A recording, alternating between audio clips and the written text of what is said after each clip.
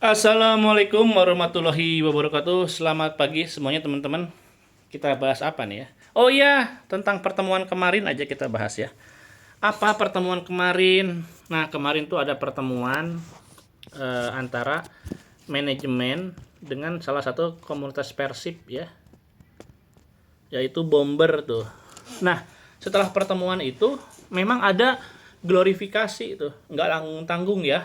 Persib posting atau memberitakan tentang pertemuan itu di akun ofisialnya, Instagram, Twitter, juga di akun ini Pak Teddy Cahyono ya. Karena harus diakui, saya pikir pengambil kebijakan paling strategis saat ini yaitu Teddy Cahyono ya. Nah, jadi memang diklarifikasi. Ini seakan-akan ya, seakan-akan ingin membantah asumsi atau persepsi halayak yang selama ini mengatakan bahwa PT PBB tidak mau berdialog dengan komunitas gitu. Karena apa? Karena Bomber ini kan komunitas ya, komunitas Bomber teh. Udah gitu kemarin PT PBB melakukan dialog dengan Bomber, alias PT PBB melakukan dialog dengan komunitas tuh. Jadi terbantahkan, dan dari segi komunikasi ini memang wajar ya diglorifikasi oleh PT PBB alias Persib gitu. Nah, itu dari pihak Persibnya. Dari pihak Bombernya juga mereka menyatakan bahwa siap memberikan dukungan secara langsung dalam pertandingan lawan PS Sleman nanti ya. Nah, berarti sekaligus ini adalah manifesto bahwa aksi menepi itu sudah berakhir untuk Bomber ya. Nah, terlepas dari apapun alasannya, tapi saya pikir tetap ya Bomber itu harus memberikan penjelasan yang memadai sama komunitas yang lain. Bukan cuma ke Viking yang dianggap lebih besar dan lebih berpengaruh mungkin ya, tapi juga sama komunitas yang lebih kecil. Karena kan kemarin tuh aksi boykot pertandingan alias aksi menepi ini kan melibatkan beberapa komunitas ya, nggak cuma yang gede-gede tapi juga yang kecil-kecil gitu ya. Itu harus dijelaskan. Nah, lalu kita ini di sini konteksnya bukan untuk menyalahkan atau membenarkan, tapi mencoba memahami ya, teman-teman, mencoba memahami. Nah, sepanjang yang saya tahu ya, setiap kali ada komunitas baru itu kan mereka itu didirikan untuk apa sih? Untuk Persib ya. Jadi kalau ada komunitas Persib itu bukan kayak ormas. Kalau ormas itu kan salah satu ciri khasnya itu kan menganggap ormasnya itu lebih gede ya, lebih kuat dan paling punya pengaruh ya. Jadi agenda lainnya itu mengikuti kebesaran si ormas ini.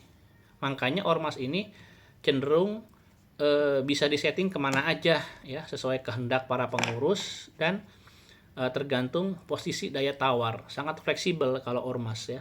Nah, kalau komunitas supporter itu ada bukan untuk komunitasnya, tapi untuk Persibnya dong ya. Untuk Persibnya ya. Kalau komunitas supporter itu untuk Persibnya ya. Nah, ini makanya waktu zaman dulu di Siliwangi, waktu zaman di Stadion Siliwangi itu kan ada apa? Ada spanduk-spanduk ya dari bobotoh-bobotoh, kelompok-kelompok bobotoh. Itu kan bebas dipasang. Saya kadang-kadang udah bisa menebak karakter kelompok itu dari spanduk yang mereka pasang loh ya. Suka ada kelompok-kelompok supporter yang memasang logo komunitasnya itu melebihi kata-kata Persib atau melebihi kata-kata dukungan buat Persib yang tertera, yang terpampang gitu. Ini langsung kebaca, oh iya mah ke eksistensi maranehna, eksistensi, lalu juga mayoritas anggotanya itu mungkin dalam masa mencari jati diri ya, pembuktian dan lain sebagainya. Karena di masa-masa itu, mungkin masa sekarang ya, yang namanya anak-anak muda itu kan perlu wadah ya untuk menyalurkan eksistensi mereka. Ada yang ke musik, ada yang ke mungkin gangster, otomotif, motor apa gitu ya. Ada juga yang sesupporteran ya, Persiban. Saya pernah loh, ini belum lama nih, saya lupa pertandingan apa ya. Saya lagi di rumah sakit, di salah satu rumah sakit di Jalan Dago ya. Itu pertandingan belum beres tuh, masih ada berapa menit ya. Tiba-tiba udah ada yang konvoy coba. Wah, gegerungan motor segala macem. Padahal itu belum beres pertandingan Persibnya itu. Jadi ini sebetulnya anak-anak ini atau orang-orang ini cuma mendompleng ke Persiban, mendompleng ke Bobotohan biar bisa melakukan aksi-aksi yang arogan, ya. Jadi harus dipahami atau harus kita akui juga, sepak bola ini kadang-kadang memang menjadi sarana pelampiasan ya untuk orang-orang yang dalam tanda kutip kalah dalam kehidupan sehari-hari. Mungkin sehari-hari mereka tuh secara sosial, ekonomi, pendidikan gitu ya, mereka cuma bisa ya tertunduk gitu ya. Nah, cuma di sepak bola lah mereka bisa arogan, bisa lepas, ngomong kasar, nunjuk-nunjuk, orang-orang pada takut kan, lalu juga mukul-mukulin kendaraan ya, bertindak semaunya, itu cuma di sepak bola. Setelah suasana sepak bolanya lewat, ya kembali tertunduk gitu loh.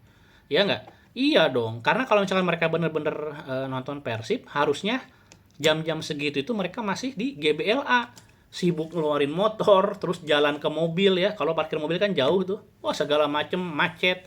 Ini kok udah ada di Jalan Juanda gitu. Ada yang alasannya nonbar, nonbar juga ada belum bubar atau jam segitu mah gitu loh. Ya makanya itulah seperti itu. Nah jadi ya, pada prinsipnya komunitas atau apa itu ada buat Persib gitu ya. Dan hal paling kasat mata ya kalau kita ngomongin supporter Persib, terus eksistensi mereka ada enggak ya ketika pertandingan secara langsung ya mereka hadir di stadion. Jadi konflik-konflik yang terjadi sekarang ini jangan kita tumplekan, kita harus runut secara kronologis ya, dari mulai tiket. Dan sebetulnya kan komunitas juga kan nggak menolak tiket ya, mereka itu menerima konsep tiket online, cuma mungkin secara teknis ya pingin dipermudah dan sebagainya. Itu intinya hal-hal yang bisa diomongin lah, hal yang bisa diomongin.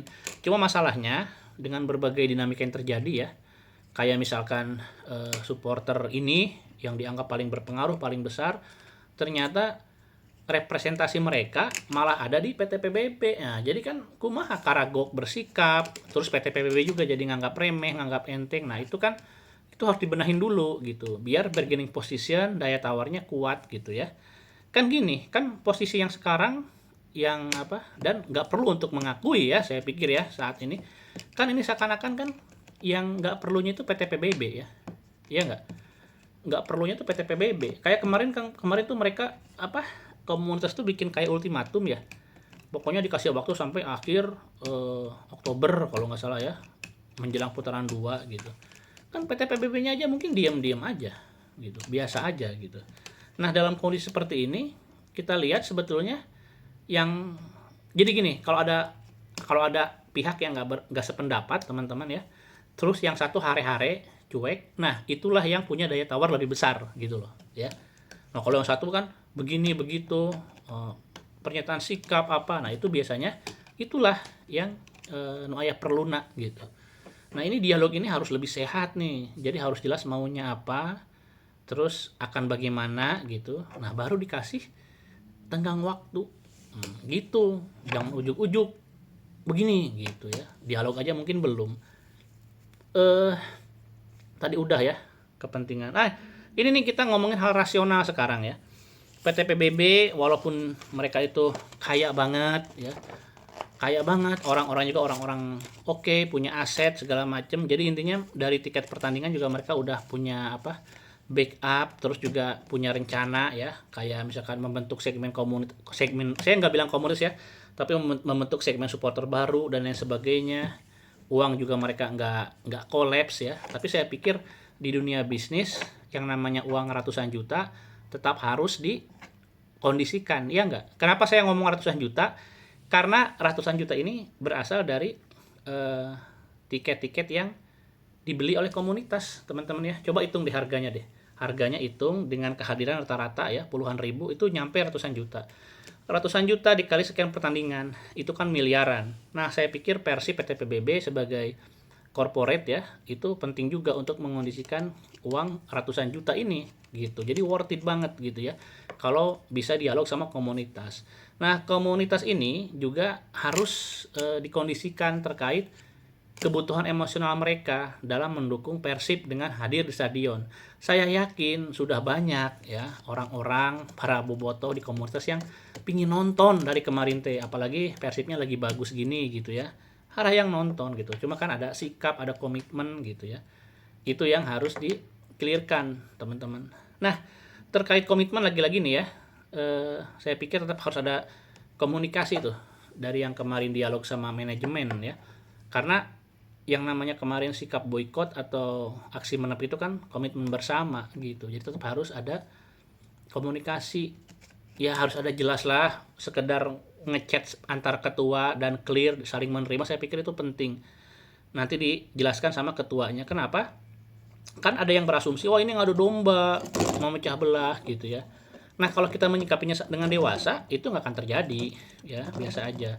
Tapi kalau kita menyikapinya secara anak kecil ya, ngelihat ini marah, hal-hal yang nggak sesuai dengan harapan, keinginan, marah, ngambek, ngajak teman-teman yang lain ikut-ikut marah juga. Nah itulah yang jadi kejadian beneran tuh, terpecah belah tuh seperti itu gitu ya. Ini udah pada gede, kita konteksnya memahami aja ya. Ya anggaplah Bombergi ada komunitas sayang lalaju Persib dan lain sebagainya gitu ya.